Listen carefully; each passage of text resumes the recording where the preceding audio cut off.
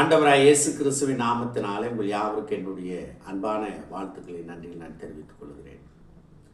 மத்தேயு 16:18 நாம் வாசிக்கிறோம். மேலும் நான் உங்களுக்கு சொல்லுகிறேன், நீ பேதுருவாய் இருக்கிறாய், இந்த கல்லின் மேல் என் சபையை கட்டுவேன், பாதாளத்தின் வாசல்கள் அதை மேற்கொள்வதில்லை என்று நாம் வாசிக்கிறோம். சபை என்ற வார்த்தைக்கு கிரேக் மொழியில் எக்லேசியா என்று சொல்லப்படுகிறது. எக்லேசியா என்று சொன்னால் பாவத்திலிருந்து கழுவி பரிசுத்தமாக்கப்பட்டு சபைக்குள் வரவழைக்கப்பட்டவர்களுடைய கூட்டம் என்ற பொருளிலே சொல்லப்பட்டிருக்கிறது.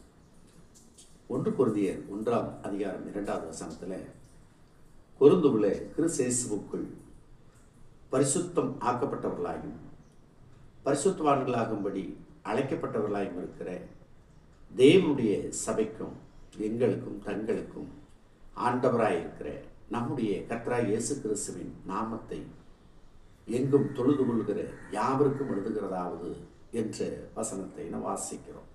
எனவே சபை பரிசுத்தவான்களின் கூட்டம் என்பதை இதன் மூலமாக நாம் அறிகிறோம். தேவனுக்கு நாம் நன்றி சொல்லுவோம்.